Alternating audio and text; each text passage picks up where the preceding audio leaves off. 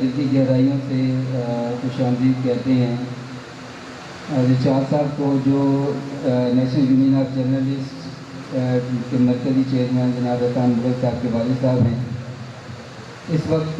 جس یعنی plate form پہ، نیشنل یونین آف جرنلسٹ کے پلیٹ فارم پہ ہم سب لوگ موجود ہیں، یہ سب کوششیں، یہ سب ان کوششوں کا نتیجہ ہے جو جناب احسان مغل صاحب کی تھیں۔ تو اسی لیے یہ کس وجہ سے تھیں، کیا یعنی ان کا ویژن تھا، اور کس ویژن سے نیشنل یونین آف جرنلسٹ کا قیام عمل میں لایا گیا، اور کس طرح یہ جو پاکستان میں پھیلتی جا رہی ہے، گرو کرتی جا رہی ہے، ترقی کرتی جا رہی ہے۔ ایک شعر اس نظر کرنا چاہوں گا: بلند رکھنا نگاہ اپنی، مزاج اپنا، خیال اپنا۔ بلند رکھنا نگاہ اپنی، مزاج اپنا، خیال اپنا، نہ ڈگمگائیں قدم تمہارے، کچھ ایسا اپنا وقار رکھنا۔ کبھی ایک موقع پر یہ شعر میں نے اپنی ڈائری میں لکھا تو ہمارے ایک انکل پاکستان کے بہت بڑی شخصیت ہیں، انہوں نے اس کا جواب اس کے سامنے لکھ دیا: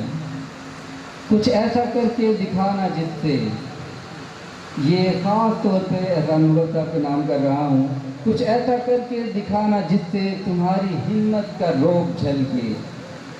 کچھ ایسا کر کے دکھانا جس سے تمہاری ہمت کا روب جھلکے، کبھی نہ مایوس ہونا ہرگز، یہ کام کل پہ ادھار رکھنا۔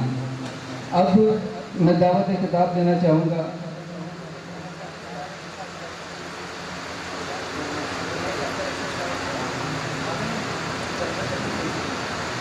جی۔ ابھی محمد صادق شہزاد صاحب ایڈوکیٹ صاحب تشریف لا چکے ہیں ہال میں، تو میں ان سے ریکویسٹ کروں گا کہ وہ اسٹیج پر تشریف لیں،